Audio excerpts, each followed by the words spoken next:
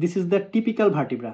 তো typical vertebra হাতে নেওয়ার পরে আমাদেরকে প্রথমেই বলবে যে এটা কোন ধরনের বোন, হোয়াট টাইপ অফ বোন ইট ইজ। তাহলে it is irregular modified long bone. Why it is modified long bone? Because it transmit weight. তো এরপরে টিপিক্যাল বলা হয় কেন এটাকে? Because they carry the same features or common features, এই কারণে এটাকে বলা হয় টিপিক্যাল ভার্টিব্রা। তো টিপিক্যাল থোরাসিক ভার্টিব্রা আছে আমাদের 12 নাম্বার। এর মধ্যে সেকেন্ড নাম্বার থোরাসিক ভার্টিব্রা থেকে 8 নাম্বার থোরাসিক ভার্টিব্রা হচ্ছে টিপিক্যাল থোরাসিক ভার্টিব্রা। তো এই থোরাসিক ভার্টিব্রা, এই টিপিক্যাল থোরাসিক ভার্টিব্রা, এই অংশটা হচ্ছে বডি। তো বডিটা হচ্ছে হার্ট শেপ।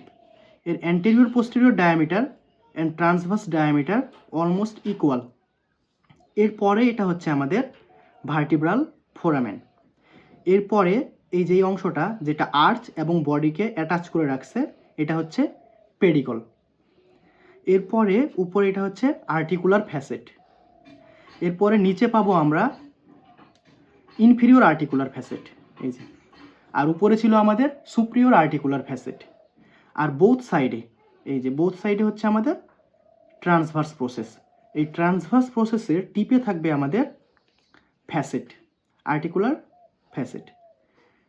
এরপরে এই অংশটা হচ্ছে আমাদের স্পাইনাল প্রসেস। আর স্পাইনাল প্রসেস এবং ট্রান্সভার্স প্রসেসের মাঝে এই যে দুই পাশের এই অংশগুলোকে বলা হয় ল্যামিনা। এখন যদি আমরা অ্যানাটমিক্যাল পয়েন্ট বলি, অ্যাট ফার্স্ট আমরা বলবো this is the typical thoracic vertebra.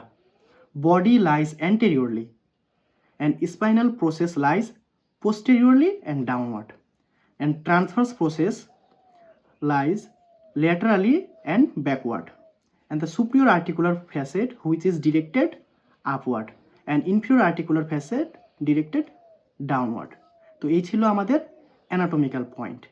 এখন এই যে ভার্টিব্রাল ফোরামেন, এই ভার্টিব্রাল ফোরামেন কি পাস করে? এই ভার্টিব্রাল ফোরামেন পাস করে হচ্ছে আমাদের স্পাইনাল কর্ড অ্যান্ড ইটস মেনিনজিস। আর একটার পরে একটা ভার্টিব্রা যখন একসাথে ভার্টিব্রাল কলাম ফর্ম করে তখন এটাকে বলা হয় ভার্টিব্রাল ক্যানেল।